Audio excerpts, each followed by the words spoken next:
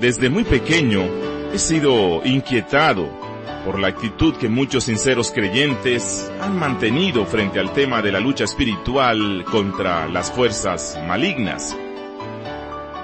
Recuerdo que hace algún tiempo, algunos hermanos en la fe que conocí vivían bajo un temor asombroso y en todo momento se cuidaban de no ser afectados o dañados espiritual y físicamente por los emisarios de Satanás, es decir, por los hechiceros, los brujos. Incluso llegué a conocer muy fieles cristianos que vivían enfermos debido, según lo que ellos creían, al poder de alguna hechicería o espíritu maligno que les había afectado. Por otro lado, conocí a muchos hermanos en la fe que rehusaban estudiar el tema de la lucha espiritual del creyente frente a Satanás y sus ángeles, porque, según ellos comprendían, Jesucristo en la cruz había desactivado por completo la obra de Satanás. Aunque algunos no lo expresaban de esa forma, lo cierto es que nunca había preocupación sincera por conocer lo que la Biblia enseña sobre el tema. Y luego, en la década del 80, surgió una avalancha de escritores y predicadores especializados en el tema de la guerra espiritual y la lucha contra Satanás y su reino. Creo que en la mayoría de estos hermanos había un sincero interés por ayudar a los creyentes a estar preparados y alertas contra las artimañas de Satanás. Bueno, lo interesante de este resurgir repentino sobre el tema de la lucha espiritual, como casi siempre ha pasado en todo avivamiento de la historia de la Iglesia, es que el error hizo su aparición y en muchos casos, esta investigación sobre la guerra espiritual, como se le llamó, se fundamentó no en una clara enseñanza de las Sagradas Escrituras, sino que estuvo motivada por los conocimientos recibidos a través de exbrujos, convertidos al cristianismo, a través de experiencias individuales que estos escritores o pastores tenían, o a través de conversaciones con demonios antes de ser exorcizados de las personas, y la investigación estuvo basada en otros medios extrabíblicos. En la actualidad, el tema de la guerra espiritual sigue teniendo gran vigencia y cada día cobra más relevancia, especialmente por los proyectos misioneros que intentan penetrar con el Evangelio a zonas que todavía se encuentran bajo el paganismo, en cuyos territorios el enemigo espiritual del reino de Cristo ha estado esclavizando a las personas por muchos siglos. Bueno, hay otros factores que han motivado un estudio cada vez más extenso de la lucha espiritual debido al auge del neopaganismo en la sociedad occidental, debido al crecimiento del relativismo, la aceptación cada vez mayor de una moral permisiva y flexible en todas las esferas sociales, y también la secularización de la religión cristiana. Muchos creyentes intentan interpretar estos fenómenos, asignándolos a una obra cada vez creciente de Satanás y sus demonios sobre las mentes y corazones de los hombres.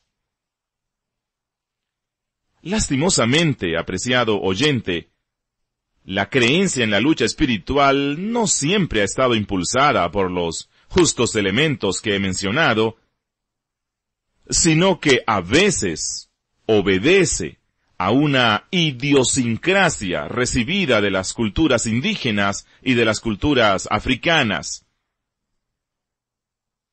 Latinoamérica ha sido un continente influenciado por una cultura espiritualista que recibimos de los aborígenes americanos y de la raza negra traída de África en la época de la colonia. A través de esta tradición indígena africana, nuestros pueblos heredaron una cosmovisión espiritual del mundo. Los fenómenos naturales eran adjudicados a algunos espíritus dioses que manipulaban al mundo según sus caprichos. En esta cosmovisión, el mundo está regido por dos fuerzas opuestas y de igual poder, es decir, por una fuerza del bien y otra fuerza del mal. Cuando nosotros analizamos la historia latinoamericana, encontramos que la llegada del cristianismo, a través del catolicismo romano, no pudo dirigir la fe de los aborígenes americanos hacia el único Dios verdadero que gobierna soberanamente sobre el mundo, sino que, en su afán de expansión, fusionó algunas doctrinas y prácticas históricas de la fe cristiana con las tradiciones ancestrales de las religiones indígenas africanas. El protestantismo llegó luego a Latinoamérica y en sus diversas expresiones trató de impactar al pueblo latino trayéndolo a una fe doctrinal ajustada a las Sagradas Escrituras, en las cuales no encontramos apoyo para muchas de las creencias espiritualistas de las tradiciones ancestrales. Pero hubo muchos tropiezos que todavía no han sido superados debido al largo trayecto que estas creencias aborígenes han tenido sobre las personas. Lo cierto, apreciado oyente, es que no solo en las religiones aborígenes o africanas se presentan las creencias en las luchas conflictivas entre el bien y el mal. La Biblia también nos habla sobre este conflicto y presenta a Satanás como el enemigo de Dios. Pero hay una diferencia radical entre las religiones espiritualistas paganas y la Biblia. En la fe cristiana, Dios es el Rey que gobierna soberano sobre todas las cosas. Y escuche esto, apreciado oyente, Satanás es un rebelde en medio del reino de Dios, que hace toda la oposición que Dios le permite hacer. Es decir, en la comprensión bíblica, en la cosmovisión cristiana, no hay dos reinos iguales en conflicto. Más bien, hay un rebelde y sus séquitos de ángeles, y hombres oponiéndose al reino de Dios. Así que debemos tener mucho cuidado en nuestra comprensión de la guerra espiritual o el conflicto espiritual, al considerar o tratar de pensar que hay dos reinos en oposición. No. La Biblia no nos lo presenta como dos reinos en oposición. Solamente hay un reino. Está el reino de Dios. Dios gobierna soberano sobre todas las cosas. Y Satanás y sus ángeles y su séquito de hombres son rebeldes dentro del reino de Dios.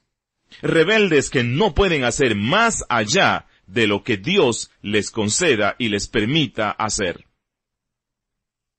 Hablar sobre la lucha espiritual del creyente frente a las fuerzas del mal requiere conocer el equilibrio bíblico que se mantiene por la doctrina de la soberanía de Dios sobre toda su creación y la realidad de Satanás como una criatura en oposición con su Creador. Apreciado amigo que me escuchas, si dejamos de ver a Satanás como lo que él realmente es, entonces vamos a caer en un dualismo pagano, donde el bien y el mal están enfrentados, pero tienen la misma fuerza, y en la Biblia no se nos presenta así. A través de este estudio, anhelo presentar el consejo de Dios con respecto a la realidad de la lucha espiritual. Y este análisis, a diferencia de algunos, no estará basado en las experiencias personales, sino en las experiencias y enseñanzas registradas en la palabra de Dios. Para este estudio, he tratado en lo máximo posible de no dejarme influenciar por ideas preconcebidas, ni a favor o en contra del tema de la guerra espiritual, sino que he deseado conocer qué es lo que la Biblia enseña con claridad sobre el tema. Para una mejor comprensión de este tema, he considerado de suma importancia el conocer qué es lo que la Biblia enseña sobre Satanás y los demonios, y es lo que vamos a estar estudiando: quiénes son, cómo actúan en la tierra, qué limitaciones tienen, cuál es el poder que ellos tienen sobre los hombres. Y luego vamos a estudiar qué pasó con Satanás bajo la obra y ministerio de Jesucristo. ¿Qué pasó con Satanás después de la muerte de Cristo en la cruz, su resurrección y ascensión a los cielos? Y esta obra de redención de Cristo y su glorificación a los cielos, ¿qué efectos trajo sobre el poder del más antiguo enemigo de Dios? Y luego de haber comprendido el estado actual de Satanás, después de la obra de Cristo en su primera venida, pasaremos a estudiar cómo opera Satanás sobre el mundo, cómo opera él sobre los gobernantes y sistemas mundiales, cómo opera sobre las personas, los creyentes y el mundo espiritual. Luego, analizaremos las distintas prácticas de guerra espiritual que se presentan hoy en algunos círculos cristianos, y mostraremos a través de las Escrituras por qué eso no puede considerarse como verdadera lucha espiritual. Y finalizaremos analizando en qué consiste la actual lucha espiritual del creyente frente a las potestades y gobernadores espirituales, basados en la obra victoriosa de Cristo en la cruz. Así que animo a todos los que están escuchándonos para que nos acompañen en esta serie sobre el conflicto espiritual. Es mi oración que este estudio aporte consuelo, fortaleza y valor para que los creyentes estemos peleando la buena batalla, sabiendo que en Cristo Jesús hemos vencido y hemos ganado la guerra para la gloria de Dios.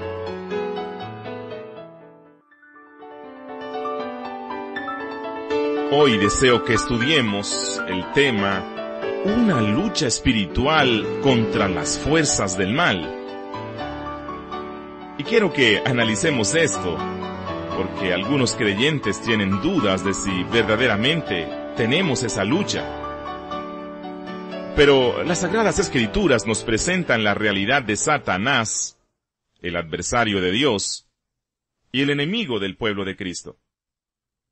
Ellas nos hablan acerca de la actividad constante de Satanás, tratando de afectar y hacer daño a todo lo que se relacione con el Dios Santo y con su reino. Como creyentes no podemos negar la realidad de esta lucha constante en el ámbito espiritual. Pero, apreciado oyente, es muy pero muy peligroso asumir posiciones extremas con respecto al tema de Satanás, los demonios y la lucha espiritual. Quisiera que analizáramos hoy dos posiciones extremas que las iglesias han tomado con respecto a este tema de la lucha espiritual. Por un lado, hay quienes ignoran por completo la labor de Satanás y se refieren a él no como un ser personal, sino más bien como la representación del mal, el cual poca o ninguna relación tiene con el creyente. Pero por otra parte, hay quienes predican tanto del poder del diablo y de los malos espíritus en la vida del hombre, que caen en la paranoia y la superstición. Algunos ven a Satanás en todos los aspectos de la vida. Lo ven en las enfermedades, lo ven en las tragedias, lo ven en los peligros. Otros lo ven en casi todas las personas. Lo ven en las actividades culturales, en toda clase de música secular, en los programas infantiles, en los objetos de adorno, en todo. Esto es tan terrible que hay otros que lo ven hasta en la iglesia. Y por tanto andan reprendiendo demonios por todas partes. Los reprenden de las paredes de la iglesia, del púlpito de la iglesia, de las sillas de la iglesia. Y otros temen la acción de los brujos y hechiceros, de maleficios y otros elementos propios de las culturas animistas y de las culturas supersticiosas. Un comentarista cristiano, Juan Carlos Riley, en el libro El secreto de la vida cristiana, hablando acerca de la lucha espiritual, él dijo lo siguiente, y quiero compartirlo con ustedes. Él dijo, me doy cuenta de que sobre esta lucha hay muchas personas que no saben nada. Si oyen hablar de la misma, no vacilan en considerar a los cristianos como tontos, como locos o entusiastas. Sin embargo, es una verdadera guerra. Es una contienda genuina con sus luchas y sus heridas, sus velas y sus fatigas, sus sitios y sus asaltos, sus victorias y sus derrotas. Pero lo verdaderamente terrible, tremendo y peculiar de esta contienda son las consecuencias que se derivan de la misma. En los conflictos terrenales, las consecuencias son más o menos remediables y de duración limitada. Pero en la contienda espiritual no es así. En la contienda espiritual las consecuencias tienen un carácter eterno e invariable. Apreciado oyente, escuchando lo que dice Juan Carlos Riley, comprendemos la importancia de realizar un estudio serio sobre el relevante tema de la lucha que debe enfrentar el cristiano en contra de las fuerzas del mal. Es mi oración que el estudio de este tema ayude a construir una teología bíblica sobre la demonología y especialmente sobre lo que se ha denominado en estos últimos tiempos como la guerra espiritual, o como yo le llamo, el conflicto espiritual. Porque hay un conflicto espiritual. Eso es lo que dice el apóstol en Efesios capítulo 6, versículo 12. Porque no tenemos lucha contra sangre y carne, sino contra principados, contra potestades, contra los gobernadores de las tinieblas de este siglo, contra huestes espirituales de maldad en las regiones celestes.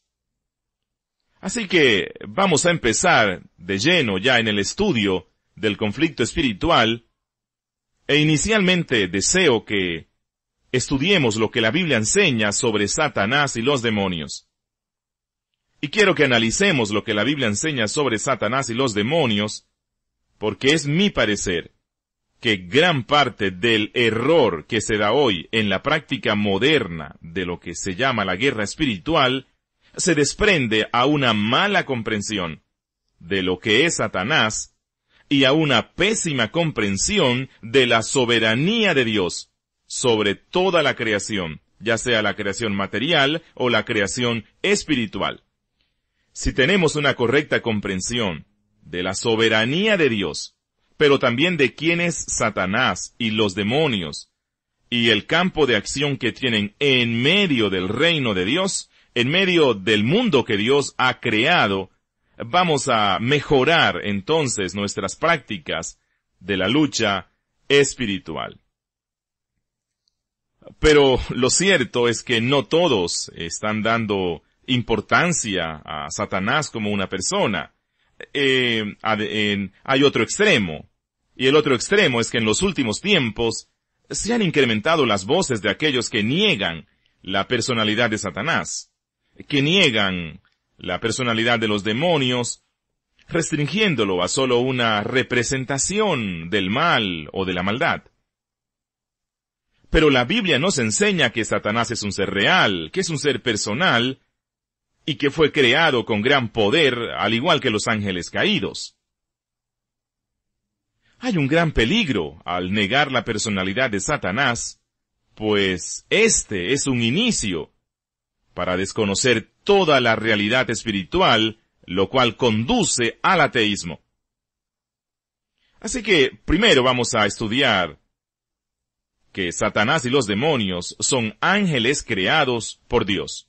Ángeles creados por Dios. Y vamos a revisar lo que la Biblia nos dice sobre esto, que Satanás y los demonios son ángeles creados, y que fueron creados por el único Creador, por Dios. En Génesis capítulo 1, versículo 31, dice, y vio Dios todo lo que había hecho, y he aquí era bueno en gran manera. Este pasaje nos enseña que todo lo que Dios creó fue bueno en gran manera. Y aquí podemos incluir a los ángeles, los cuales también son creación de Dios. Y al ser estos ángeles parte de la creación, podemos afirmar que ellos no son seres eternos, sino que tuvieron un principio, y que en el principio eran buenos, y buenos en gran manera, porque todo lo que hizo Dios fue bueno. El tiempo exacto de la creación de los ángeles no es presentado en las Sagradas Escrituras con mucha claridad. Algunos han pensado que Job, capítulo 38, versículos 4 y 7, da pie para creer que los ángeles fueron creados antes de las demás cosas. Job capítulo 38, versículo 4 al 7 dice, ¿Dónde estabas tú cuando yo fundaba la tierra? Es Dios quien habla, ¿no? Cuando alababan todas las estrellas del alba y se regocijaban todos los hijos de Dios. Pero hay varios comentaristas bíblicas y expertos que dicen que es difícil afirmar que una obra creativa precedió a la creación de los cielos y de la tierra. Y la única afirmación segura parece ser de que los ángeles fueron creados antes del séptimo día. Esto es, cuando menos, lo que se deduce de algunos pasajes, como Génesis 2.1, Éxodo 20.11. Por ejemplo, Génesis 2.1 dice, fueron pues acabados los cielos y la tierra y todo el ejército de ellos. Bueno, en las Sagradas Escrituras, muchas veces se le llama el ejército de los cielos a los ángeles. Así que este pasaje pareciera dar a entender que los ángeles fueron creados en el mismo periodo de la creación que se nos menciona en Génesis, capítulo 1 y capítulo 2. Éxodo, capítulo 20, versículo 11, dice, porque en 6 días hizo Jehová los cielos y la tierra, el mar y todas las cosas que en ellos hay. Así que aquí dice que todas las cosas que hay en los cielos fueron creados en 6 días. Lo cual presupone que los ángeles también fueron creados en el periodo que se nos menciona en Génesis capítulo 1 y capítulo 2. Analicemos un poco lo que la Biblia nos enseña sobre la naturaleza de los ángeles. Hubo un tiempo en que algunos teólogos, algunos pensadores cristianos, judíos, católicos romanos, y algunos teólogos reformados, adjudicaron a los ángeles algo así como cuerpos aéreos o cuerpos de fuego.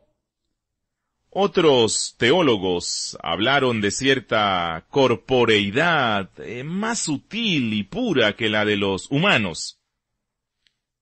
Y todo esto basado en que los ángeles, según las Sagradas Escrituras, tienen limitaciones espaciales, se desplazan de un sitio a otro, y en las narraciones bíblicas se nos menciona que algunos hombres pudieron ver a los ángeles. Pero la realidad es que la Biblia nos presenta a los ángeles como seres puramente espirituales. En la Biblia, para referirse a la naturaleza de los ángeles, se usa la palabra neumata, viento, aire, espíritu. no les atribuye ninguna clase de cuerpo. Por ejemplo, si vemos Mateo, capítulo 8, versículo 16, dice, «Y cuando llegó la noche, trajeron a él muchos endemoniados, y con la palabra echó fuera a los demonios, y sanó a los enfermos». También Mateo capítulo 12, versículo 45 dice, «Entonces va y toma consigo otros 7 espíritus». Bueno, aquí la palabra espíritu, que en el griego, neuma, también significa viento, da a entender que la naturaleza de los ángeles, en este caso de los demonios, es una naturaleza puramente espiritual. Dice, va consigo y toma otros 7 espíritus peores que él, y entrados moran allí, y el postrer estado de aquel hombre viene a ser peor que él primero. Y hay otros pasajes. Por ejemplo, Efesios, capítulo 6, versículo 12, dice, «Porque no tenemos lucha contra sangre y carne, sino contra huestes espirituales de maldad en las regiones celestes». Así que, en la Biblia se nos deja ver que la naturaleza de los ángeles es una naturaleza puramente espiritual.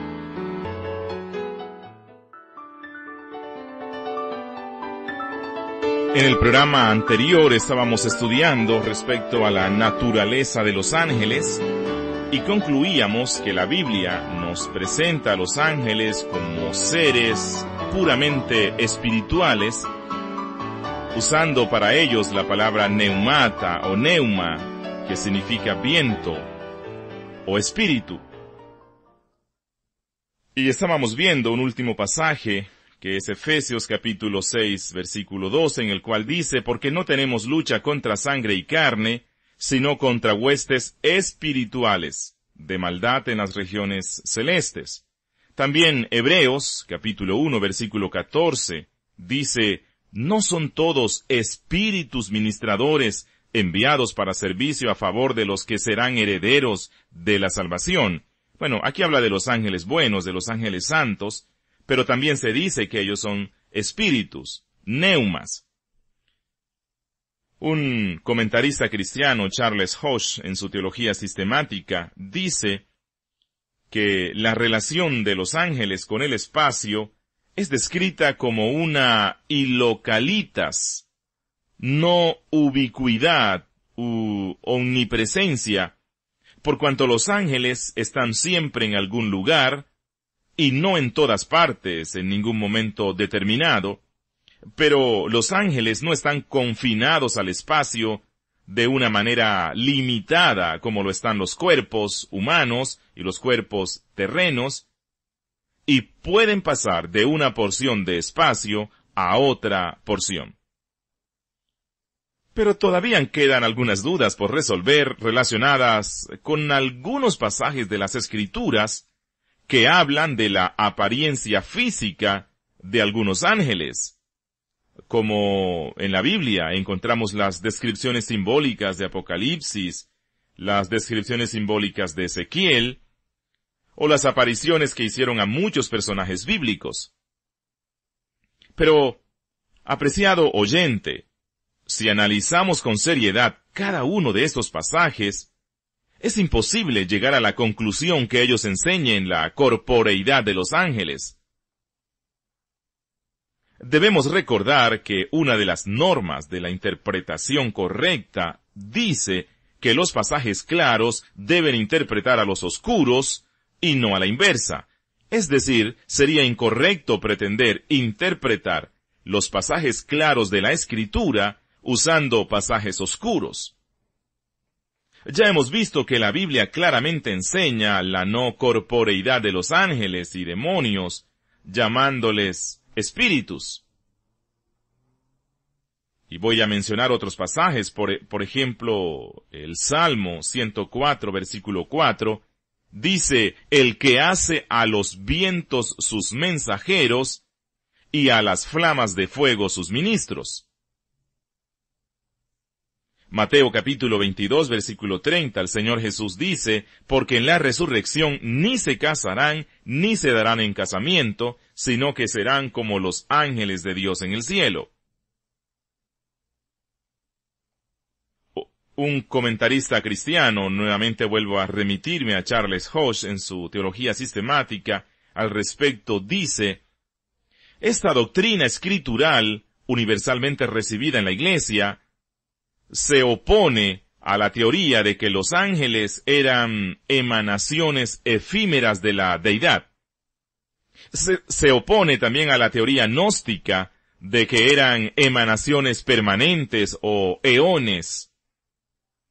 Y se opone a la postura racionalista que niega ninguna existencia real y que atribuye las declaraciones escriturales respecto a los ángeles bien a supersticiones populares adoptadas por los escritores sagrados, en su acomodación a las opiniones de la época, o a personificaciones poéticas de los poderes de la naturaleza. Esto es lo que dice Charles Hodge. Apreciado oyente, también es importante que tengamos claridad sobre las capacidades racionales de los ángeles, pues en esto ellos son superiores a los hombres. Los ángeles tienen capacidades racionales superiores a las capacidades racionales de los hombres. Dice Jesús en Mateo 24:36, pero del día y la hora nadie sabe, ni aun los ángeles del cielo, sino solo mi Padre. Aquí Él está poniendo a los ángeles del cielo con una gran capacidad de conocimiento. Pero Él dice que a pesar de esa gran capacidad de conocimiento que los ángeles tienen, ni aun ellos saben el día y la hora del regreso de Cristo. El segundo libro de Samuel, capítulo 14, versículo 20, dice, pero mi Señor es sabio, conforme a la sabiduría de un ángel de Dios, para conocer lo que hay en la tierra. Los judíos entendían y comprendían que los ángeles son seres muy sabios.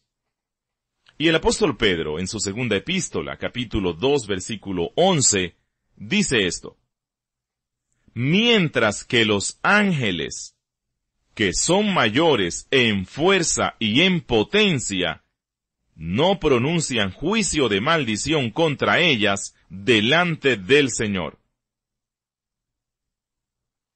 Así que, de la misma forma que el conocimiento de los ángeles es superior al conocimiento de los hombres, su poder, el poder de los ángeles, es muy grande. Es un poder muy grande tanto sobre la mente como en la materia. Los títulos que la Biblia les da a los ángeles describen el gran poder que ellos tienen. En la Biblia se les llama como principados, potestades, dominios y gobernadores. Y ya hemos visto el pasaje de 2 de Pedro, capítulo 2:11, donde se nos dice que los ángeles son mayores en fuerza y en potencia que los hombres.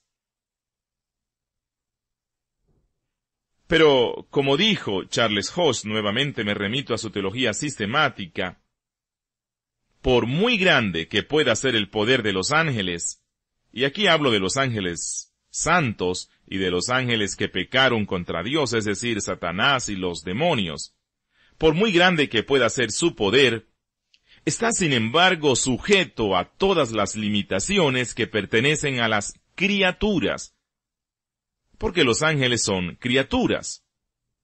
Los ángeles y los demonios, por tanto, no tienen la capacidad de crear. Ellos no pueden cambiar sustancias. Ellos no pueden alterar las leyes de la naturaleza. Incluso no pueden ejecutar milagros. No pueden actuar sin medios y no pueden escudriñar el corazón de los hombres. Por cuanto estas prerrogativas, según la Escritura, pertenecen solo a Dios. Por ello, El poder de los ángeles es dependiente y el poder de los ángeles es derivado. Tiene que ser ejercitado conforme a las leyes del mundo material y del mundo espiritual. La intervención de los ángeles no es optativa, sino permitida u ordenada por Dios y según su voluntad. Y por lo que al mundo externo concierne, parece que es sólo ocasional y excepcional la aparición de los ángeles o los demonios. No debemos considerar a los ángeles como interpuestos entre nosotros y Dios, o a los demonios como interpuestos entre nosotros y Dios, y no debemos atribuirles a ellos los efectos que la Biblia en todo lugar atribuye a la acción providencial de Dios. Y eso es importante que lo tengamos claro, porque hoy día muchos creyentes están viendo las enfermedades, las calamidades y otras situaciones negativas como si fueran efecto directo de Satanás y los demonios. Pero esta no es una cosmovisión cristiana. En la Biblia, incluso esos efectos negativos son atribuidos a la soberanía de Dios. ¿Recuerdan a Job? Job pasó por los terribles tormentos de perder a su familia, de perder todo lo que poseía, de quedar enfermo. Pero él en ningún instante atribuyó eso a Satanás. Él dijo, el Señor dio y el Señor quitó.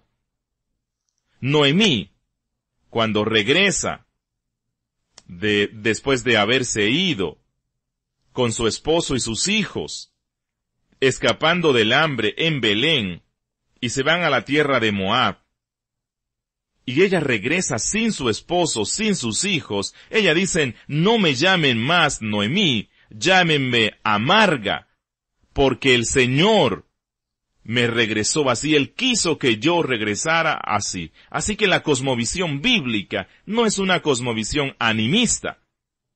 Las religiones africanas, las religiones aborígenes paganas, americanas, son las que atribuyen a la acción de los espíritus los efectos que vemos en el mundo. Pero la cosmovisión cristiana no, en la cosmovisión cristiana Dios está reinando sobre todo. Ahora, como en el caso de Job, Dios puede usar a Satanás como un instrumento para causar el dolor o causar ciertas adversidades. Pero nunca jamás el creyente está viendo a Satanás detrás de todas las cosas que suceden, sino que él reconoce la soberanía y el gobierno de Dios. En un capítulo posterior vamos a estar analizando cómo las Escrituras nos presentan a los ángeles y demonios al servicio de la voluntad soberana de Dios. Moralmente hablando, los ángeles son responsables de sus acciones ante el Creador. Los ángeles son responsables ante Dios por sus acciones. En la Biblia se nos habla de los ángeles santos y también se nos habla de los ángeles pecadores. Por ejemplo, en Mateo capítulo 25, versículo 31, Jesús dice, cuando el Hijo del Hombre venga en su gloria y todos los santos ángeles con él. Así que aquí habla de ángeles que moralmente se han mantenido en obediencia a los principios de Dios. Se mantienen apartados del pecado. Hechos capítulo 10, versículo 22 dice, Cornelio, el centurión, ha recibido instrucciones de un santo ángel. Aquí nuevamente se nos dice de un ángel que está apartado del pecado, que moralmente se ha mantenido responsable en obediencia a los mandatos del Dios Santo. Apocalipsis, capítulo 14, versículo 10 dice, será atormentado con fuego y azufre delante de los santos ángeles y del Cordero. Pero en Juan 8:44 se nos habla de aquellos ángeles que han pecado contra Dios. Y a causa de su pecado, ya se les da la designación de demonios. Dice, respondieron entonces los judíos y le dijeron, ¿no decimos bien nosotros que tú eres samaritano y que tienes demonio? La palabra demonio aquí implica que estos ángeles han pecado contra Dios, es decir, que moralmente fueron responsables delante de Dios y sufrieron las consecuencias de su pecado. Lo mismo se nos enseña en Primera de Juan, capítulo 3, versículos 8 al 10. Dice, el que practica el pecado es del diablo, porque el diablo peca desde el principio. Para esto apareció el Hijo de Dios, para deshacer las obras del diablo.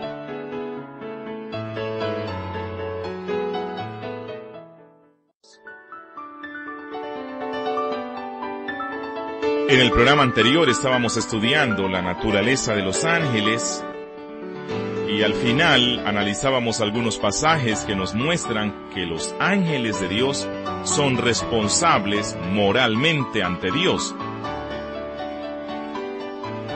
Y veíamos que los ángeles buenos o los ángeles santos retuvieron su dignidad. Y estos ángeles buenos son inmortales y han sido asegurados en su santa posición, de manera que no pueden pecar, mientras que otros ángeles fueron creados en una posición más variable, y estos ángeles pecaron y se rebelaron contra Dios. Así que hoy quiero que analicemos un poco el pecado y la caída de Satanás con otros ángeles. Recuerden que la Biblia nos dice, y estábamos viendo allá en Génesis, que todo lo que Dios hizo fue bueno. Y Dios hizo a los ángeles. Todos los ángeles, incluso los que hoy día son demonios, en un principio eran ángeles, y desprendemos de este versículo que eran ángeles buenos. Todos los ángeles fueron creados buenos.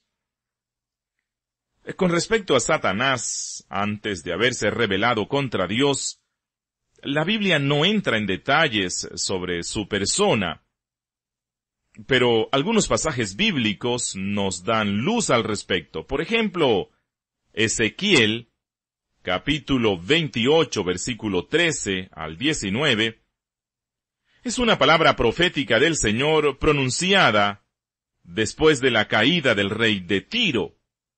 Está refiriéndose a la caída del rey de Tiro. Sin embargo, una gran parte de exégetas y estudiosos de la Biblia han visto detrás de estas palabras la descripción de alguien más fuerte que el rey de Tiro, y este alguien más grande que el rey de Tiro es Satanás.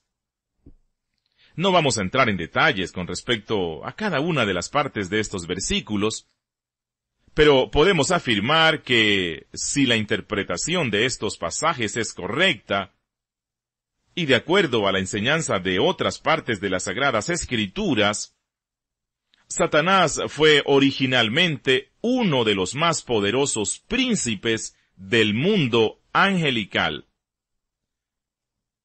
El comentarista presbiteriano Jack Scout, refiriéndose a este pasaje, dice: su vanidad es tan grande que presenta el orgullo del propio Satanás.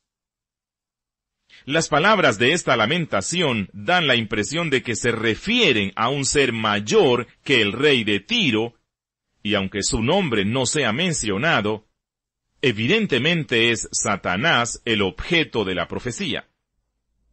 Vamos a leer lo que nos dice Ezequiel capítulo 28 e Isaías capítulo 14 respecto a la caída de Satanás y lo que él era antes de la caída.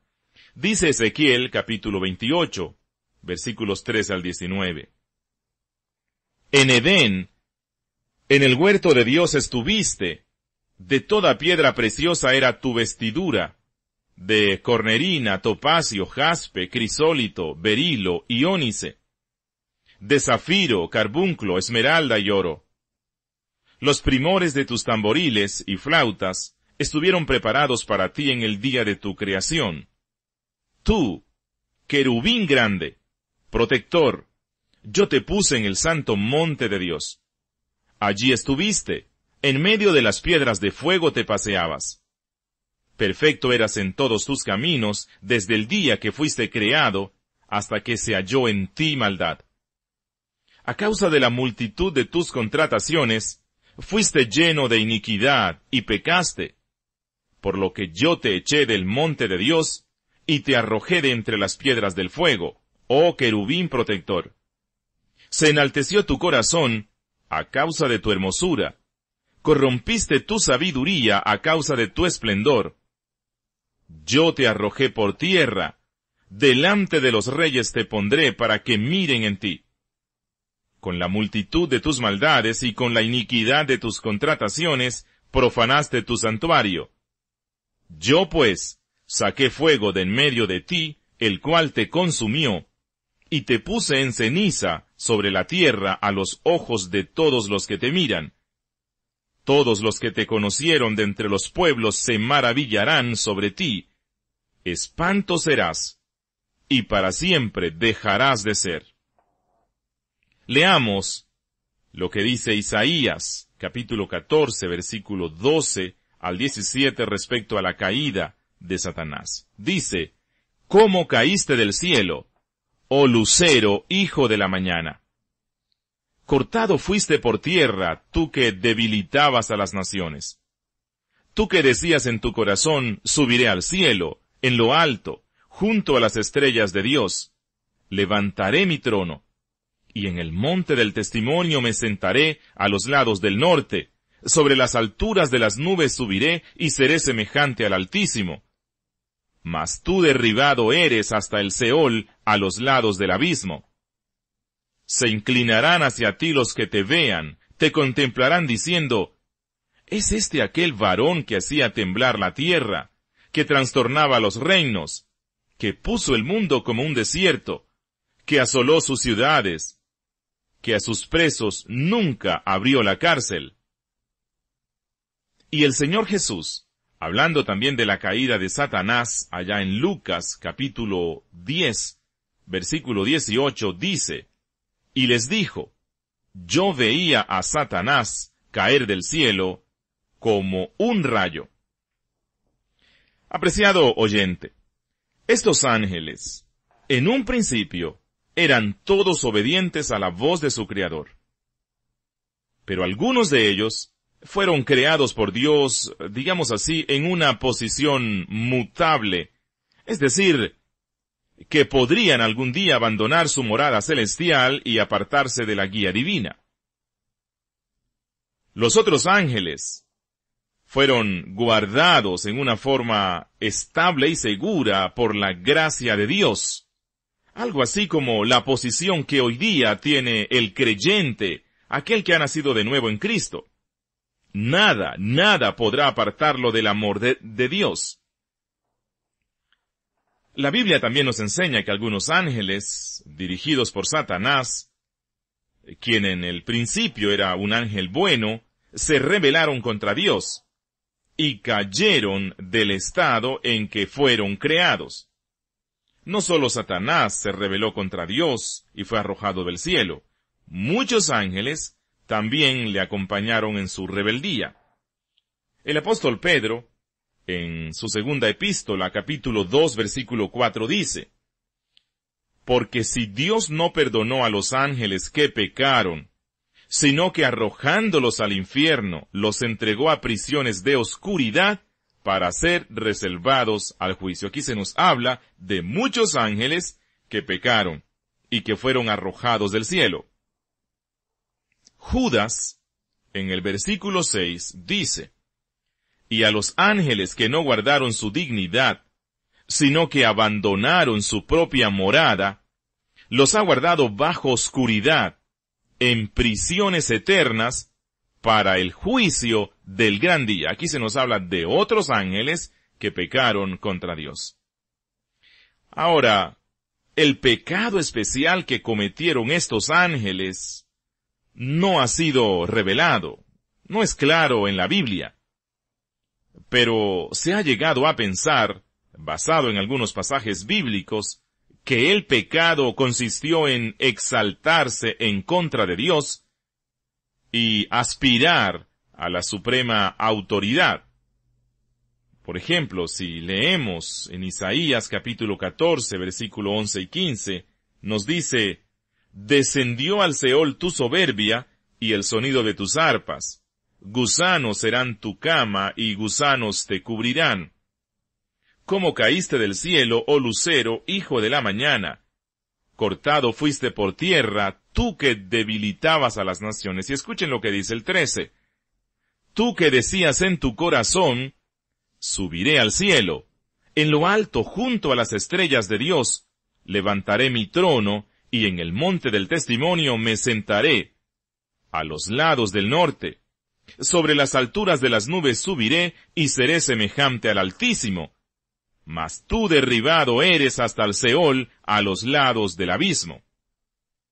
Y el apóstol Pablo, en 1 Timoteo capítulo 3 versículo 6, hablando de los requisitos para ser anciano, él dice que algo que descalifica a una persona, a un varón, para ser pastor o anciano, es el ser nuevo en la fe. Y él dice: «No un neófito, no sea que envaneciéndose caiga en la condenación del diablo». Así que aquí el apóstol Pablo relaciona la condenación de Satanás, el pecado de Satanás, con el envanecerse, el orgullo, el exaltarse, el creerse algo que no es.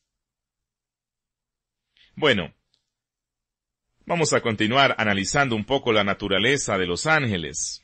Algunos piensan, basándose en Génesis capítulo 6, versículos 2 y 3, que estos ángeles que cayeron, que pecaron, cayeron a causa de un apetito carnal que les condujo a abandonar su estado espiritual y tomar forma humana para tener relaciones sexuales con las hijas de los hombres, de cuya relación se supone nacieron los gigantes mencionados en la Biblia, los Nefilín.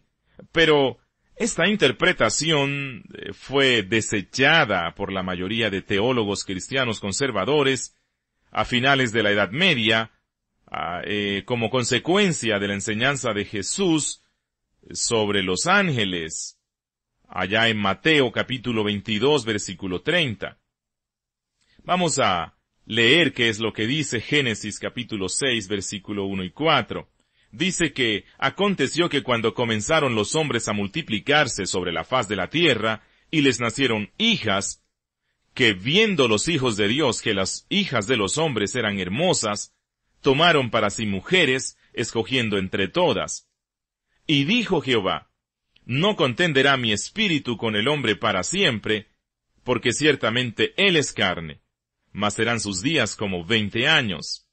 Había gigantes en la tierra en aquellos días, y también después que se llegaron los hijos de Dios a las hijas de los hombres, y les engendraron hijos. Estos fueron los valientes que desde la antigüedad fueron varones de renombre». Bueno, de este pasaje es del que hablaba, y algunos pensaban que el pecado de los ángeles por los cuales fueron arrojados del cielo es que tuvieron relaciones sexuales con las hijas de los hombres. Pero Jesús nos dice en Mateo 22:30, «Porque en la resurrección ni se casarán, ni se darán en casamiento, sino que serán como los ángeles de Dios en el cielo». Aquí pareciera dar a entender Jesús que los ángeles no tienen esta capacidad de tener esta clase de relaciones carnales.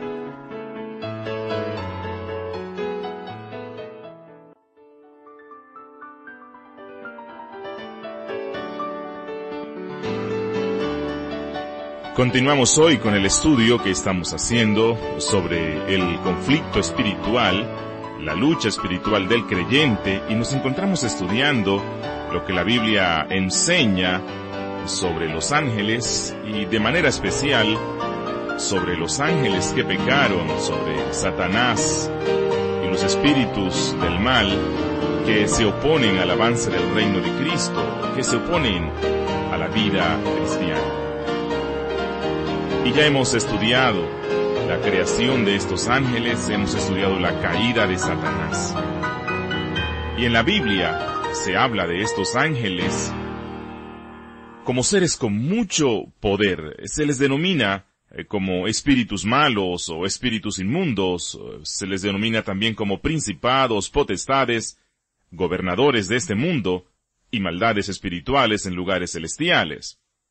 Por ejemplo, si vamos a Efesios capítulo 6, versículo 12, el apóstol Pablo, hablando de la lucha espiritual, dice: porque no tenemos lucha contra sangre y carne, sino contra principados, contra potestades, contra los gobernadores de las tinieblas de este siglo, contra huestes espirituales de maldad en las regiones celestes. Y en Romanos, capítulo 8, versículo 38, el apóstol Pablo dice: por lo cual estoy seguro de que ni la muerte, ni la vida, ni ángeles, ni principados, ni potestades, ni lo presente, ni lo porvenir, nos podrán separar del amor de Dios. Y en Colosenses, capítulo 2, versículo 15, hablando de la victoria de Cristo en la cruz, dijo: y despojando a los principados y a las potestades, los exhibió públicamente, triunfando sobre ellos en la cruz. Apreciado oyente, en la Biblia, Satanás es designado como el acusador. Por cierto, su nombre, diablos, significa el opositor de Dios. El nombre Satanás lo señala como el adversario. Y ahora, se le señala como el adversario no principalmente del hombre, sino como el adversario de Dios. Y también es designado en la Biblia como el maligno, el príncipe de la potestad del aire. También se le llama Belzebub, Belial, el tentador, la serpiente antigua, y también se le denomina el dragón. Satanás atacó a Adán, y lo atacó como la corona de la creación de Dios, e intenta destruir la creación, por lo cual también se le llama Apolión, que significa el destructor. Allá en Apocalipsis capítulo 9 versículo 11 encontramos este nombre.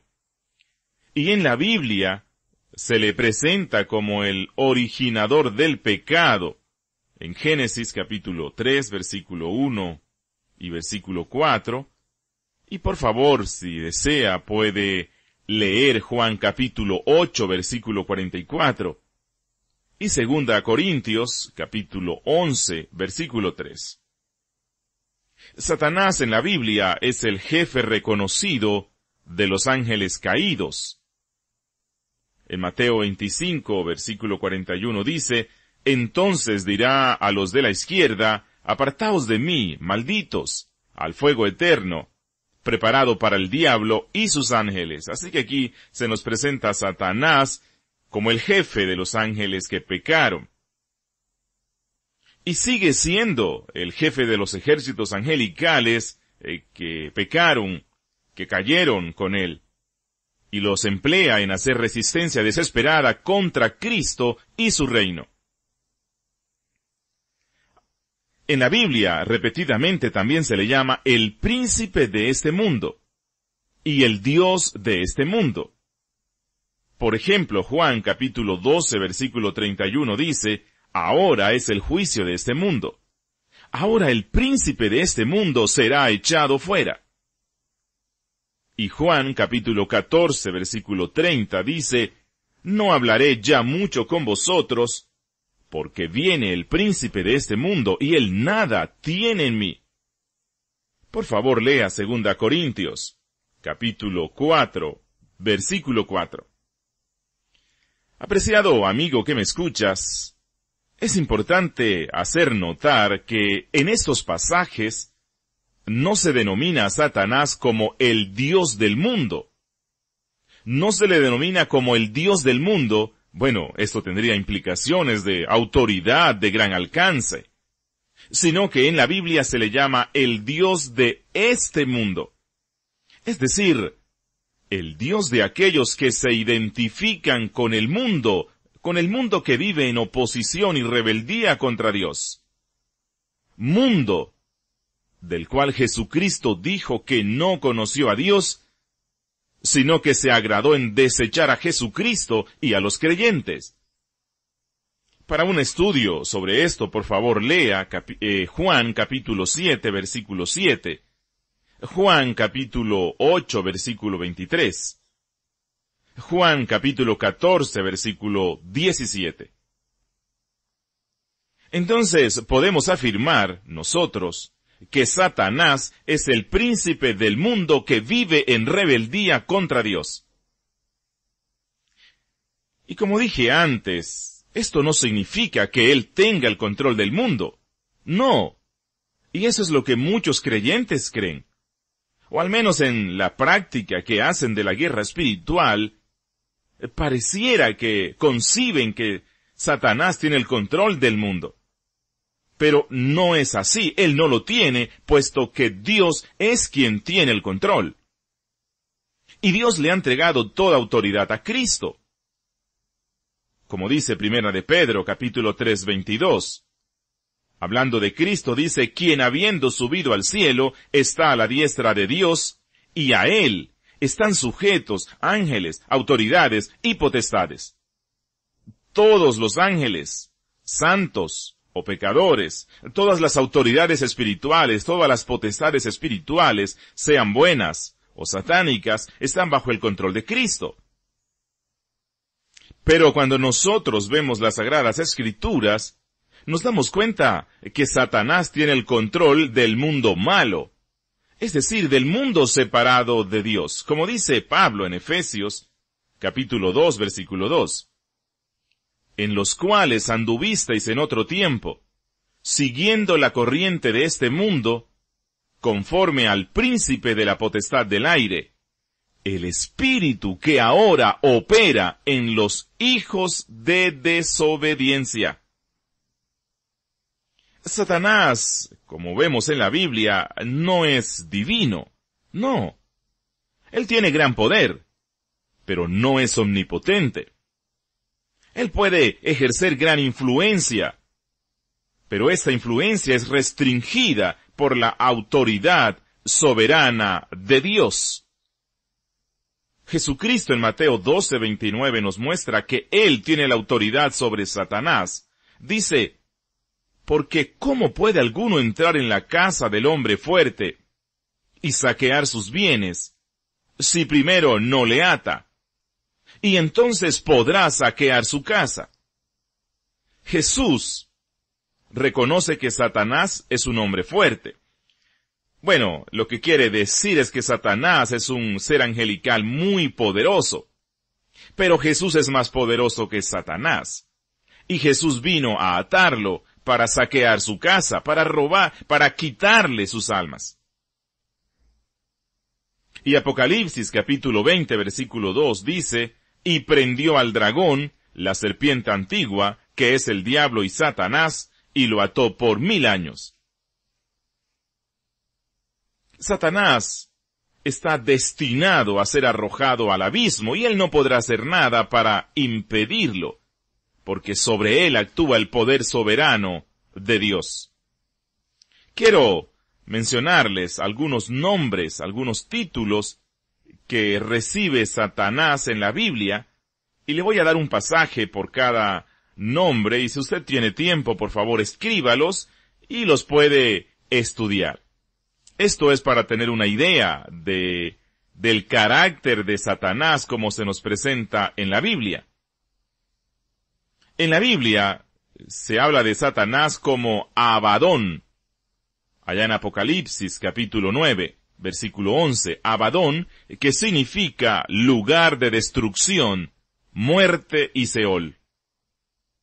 También se le denomina acusador. En Apocalipsis capítulo 12, versículo 10, acusador, el que habla en contra, el que acusa. También se le denomina el adversario, allá en Primera de Pedro, capítulo 5, versículo 8, el adversario, es decir, aquel que se opone a Dios y se opone a su reino.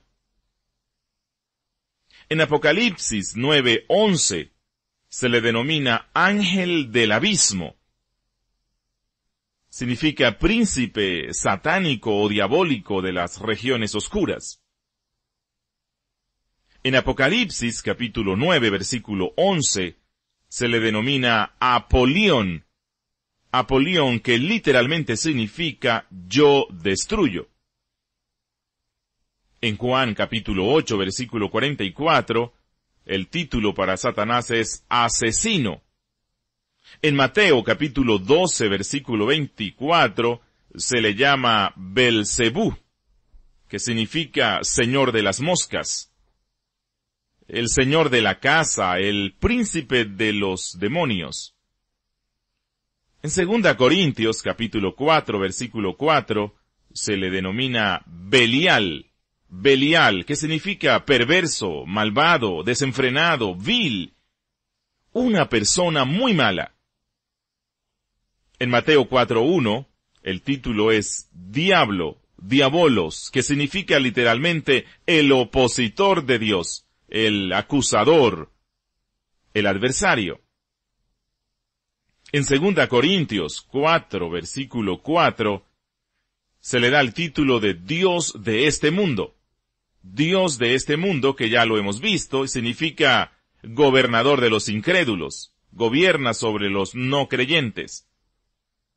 En Efesios capítulo 6, versículo 12, se le llama gobernador de las tinieblas, que significa que controla tiránicamente el mundo de la ignorancia, el mundo del pecado, el mundo de la angustia. En Mateo 13:19 se le denomina malo, el malvado, es decir, la antítesis de Dios. En Efesios capítulo 2, versículo 2, se le denomina príncipe de las potestades del aire, jefe de los espíritus que habitan en las regiones supramundanas, es decir, en la atmósfera. En Mateo capítulo 12, versículo 24, se le denomina príncipe de los demonios. En Juan 14:30, se le denomina el príncipe de este mundo. En Lucas capítulo 10, versículo 18, el título es Satán, que significa adversario de Dios o el acusador. Y en Apocalipsis 28 se le llama la serpiente antigua, es decir, el antiguo opositor de Dios. Y en Génesis capítulo 3, versículo 4, se le llama la serpiente. Es aquel que contiende contra Dios y siembra el caos.